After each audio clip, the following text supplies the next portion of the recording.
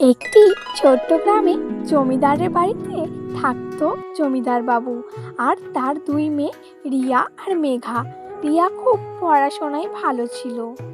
বাবা, আমি আজকে থেকে ঠিক করেছি যে রিয়াকে নিজেই পড়াশোনা করাবো। আর বাবা, আমার কলেজে সবাই আমাকে বলে আমি ব্রিলিয়ান্ট স্টুডেন্ট। হ্যাঁ মা, তুই ঠিক বলেছিস। আজকে থেকে রিয়াকে ভালো করে পড়াশোনা করাবি। ও যেন তোর মতো পড়াশোনায় ভালো হতে পারে। আরে হ্যাঁ মা, তোর রান্নাটা খুব সুন্দর হয়েছে, ঠিক তোর মায়ের মতো। হ্যাঁ বাবা, আমি চেষ্টা করব রিয়াকে সুন্দর করে মানুষ করব। মা তো ওকে ছোট রেখেই চলে গেছে, আমি ওকে মায়ের মতো স্নেহ করব আর আমি ওকে ভালোভাবে পড়াশোনা করাবো। হ্যাঁ মা, আমি যদি কোনোদিন তোর মায়ের মতো ছেড়ে চলে যাই, তাহলে আমি একটু শান্তিতে যাব, কারণ তোর মতো একটা দিদি আছে। না বাবা, তুমি এরকম বলো না, কারণ রিয়াকে বড় করা আমার দায়িত্বের মধ্যে পড়ে। তার ঠিক পাশের পাড়ায় থাকতো মেঘার কাকা। জানো, আজকে আমাদের টাকা অনেকটাই কমে গেছে। আমরা এবার কি করব? আমরা সবাই মিলে তোমার পাশের পাড়ার জমিদারি দাদার কাছে যাই, চলো। হ্যাঁ, তুমি ঠিক বলেছ। আমার দাদা তো জমিদার। কোনো একটা ভুলের কারণে ঘর থেকে ছেড়ে চলে এসেছি। চলো আজকে দাদার কাছে গিয়ে ক্ষমা চেয়ে ঘরে ঢুকবো, আর সব সম্পত্তি আমাদের করে নেব।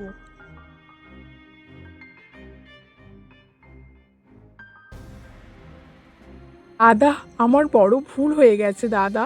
আমি এখন খুব বিপদে আছি রে। আজকে আমি বড় একা, আমার পাশে আর কেউ নেই। তুই আমাকে ক্ষমা কর, আর আমাকে একটু থাকার জায়গা দে। হ্যাঁ ভাই, তুই ওই রকম করছিস কেন? আমি তো তোর দাদা নাকি? ঠিক আছে, তুই আমার কাছেই থাকবি। আর আমার কে আছে বল? রিয়া আর মেঘাকে আমি চলে গেলে ওদেরকে তোরাই দেখিস। এইভাবে দিন চলে যায়।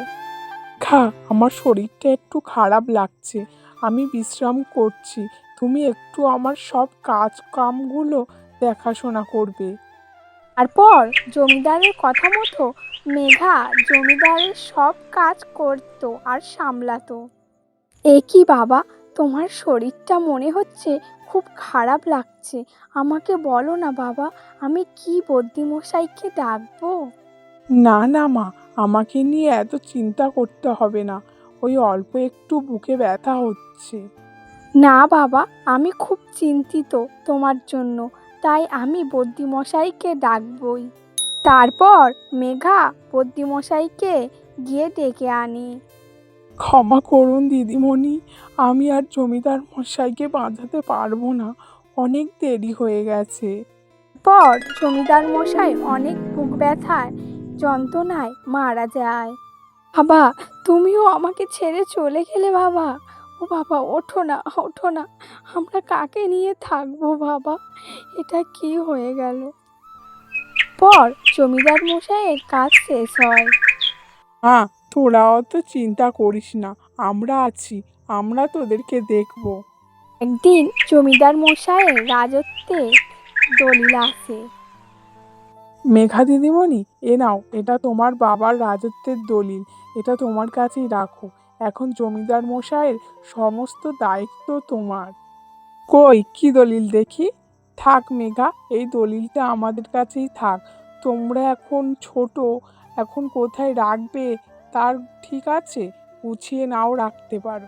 এরপর থেকে জমিদারি দেখাশোনা করা সব মেঘার কাকা করত। এই যে দলিলটা তো আমাদের কাছে আছে, এই সময় দলিলটা আমাদের নামে করে নিয়ে চলো। কেমন হবে বলো তো? এই পুরো রাজত্বটা আমাদের হয়ে যাবে। তারপর মেঘার কাকা একটা জাল দলিল দিয়ে নিজের নামে করে নেয়। মেঘা, তোমাদের এখান থেকে চলে যেতে হবে, কারণ তোমার বাবা সব দলিল আমার নামে করে দিয়ে গেছে। তাই এই বাড়িতে শুধু আমাদের অধিকার।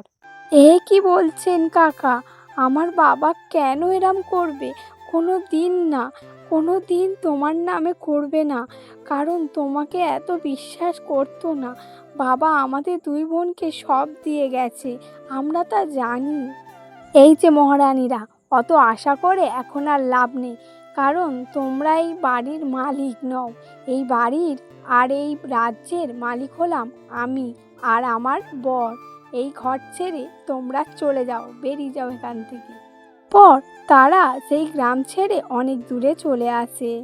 এবং দেখতো, দেখতে পাচ্ছি এই যে একটা পুরানো ভাঙাচোরা ঘর। এই ঘরে দুজনকে থাকতে হবে। আমরা থাকবো, আর কি করব বল বোন? একটা না একটা উপায় তো আমাদের বের করতেই হবে। হ্যাঁ দিদি, তুই যে আমাকে এত ভালোবাসিস এটাই অনেক। আর আমি জানি তুই আমাকে যত্ন করে রাখবি। আজকের দিনটা কাটাই, তারপর দেখা যাবে কি হবে। পর তারা দুজন মিলে সেই ভাঙাচোরা ঘরটায় সেই দিন রাতটা কাটায়। পরের দিন সকালবেলা, এ বোন দেখবি আয়, আমাদের ঘরের সামনে কেমন ফলের গাছ। এবার আমরা এই গাছ থেকে ফল বিক্রি করে আমাদের সংসার চালাবো। হ্যাঁ রে দিদি, ভগবান সব কিছু কি একেবারে কেড়ে নেয়? কিছু হলেও আমাদের জন্য পথ দেখায়। এবার আমরা একটু শান্তিতে থাকবো। তারপর মেঘা ওই গাছ থেকে আম পেড়ে বাজারে বিক্রি করে আর বোনের পড়াশোনা চালাতো। হে কি সৈন্য, ওই মেয়েটা কে এখানে ফল কুড়াচ্ছে? কি অপূর্ব সুন্দর দেখতে! আমি একেই আমার স্বপ্নের রানী বানাতে চাই। চলো না রঘু, ওই সুন্দরী মেয়েটার কাছে। এ কি সুন্দরী, কে তুমি? এই গভীর জঙ্গলে ফল কুড়াচ্ছ? তুমি কোথা থেকে আসলে এখানে? আমাকে সব বলতে পারো। রাজকুমার, আমার অনেক গল্প, সে কথা কাউকে বলা যাবে না। তুমি আমাকে বলতে পারো। হে সুন্দরী, আমি তোমাকে বিবাহ করতে চাই, যদি তোমার কোনো আপত্তি না থাকে তাহলে। হে রাজকুমার, আমার একটা শর্ত আছে, সেই শর্তটা রাখলে আমি অবশ্যই বিবাহ করব তোমাকে। তোমার কোনো ভয় নেই, তুমি আমাকে নির্ভয়ে বলতে পারো, তুমি কেনই গভীর জঙ্গলে আছো। শোনো রাজকুমার, আমি হলাম বীরনগর রাজ্যের জমিদারের প্রথম সন্তান মেঘা। আমার আর একটা বোন আছে, তার নাম রিয়া। আমাকে আমার ঘর থেকে বার করে দিয়েছে আমার কাকারা। যদি তুমি আমার কাকার দলিল নকল সাব্যস্ত করতে পারো, আমাকে ন্যায় বিচার দিতে পারো, তারপরেই তোমাকে বিয়ে করব। হ্যাঁ মেঘা, তুমি একদম চিন্তা করো না, আমি ঠিক প্রমাণ করব। তোমার কাকা যদি জালিয়াতি করে থাকে, তার শাস্তি ঠিকই পাবে। এই বলে মেঘা আর মেঘার বোন রিয়াকে রাজকুমার সঙ্গে করে নিয়ে যায়। জমিদার, তোমাকে আমাদের মহারাজ ডেকে পাঠিয়েছে, খুব দরকার, তাই এক্ষুনি আমাদের সঙ্গে যেতে হবে। বলে রাজকুমারের লোক মেঘার কাকাকে নিয়ে যায়। বলুন আপনি, হে জমিদার মশাই, এই অভিযোগের বিরুদ্ধে আপনি কি বলতে চান? মেয়ে সম্পূর্ণ মিথ্যা কথা বলছে। এই রাজ্যের জমিদার হলাম আমি। মেঘা, তুমি কি বলতে চাও বলো। না রাজকুমার, এই লোকটি মিথ্যা কথা বলছে। এই জায়গার দলিল নকল করেছে। আমার বাবা যখন মৃত্যুশয্যায় ছিল, তখন অনেক রকম নাটক করে সব জায়গার দলিল নিয়ে নেয় আর রাতারাতি আমাদের বাড়ি থেকে বের করে দেয়। ঘু, এই রাজ্যের সমস্ত দলিল এক জায়গায় করো, আর দেখো কোনটা আসল আর কোনটা নকল। হ্যাঁ মহারাজ, এই রাজ্যের সমস্ত দলিল দেখে মনে হচ্ছে মেঘার কথাই ঠিক। এই রাজ্যের জমিদারের নাম হলো বীরপাল, আর তার মেয়েরা হলো এই রাজ্যের উত্তরাধিকারী। তাই এখানে ওর কাকাই মিথ্যে কথা বলছে। আমার ভুল হয়ে গেছে মহারাজ, আমাকে এবারের মতো ক্ষমা করে দিন, আমাকে ছেড়ে দিন মহারাজ, আমার বড় ভুল হয়ে গেছে। পর মহারাজ তাকে কঠিনতম শাস্তি দেয় আর তারা বিবাহ করে শান্তিতে থাকতে শুরু করে।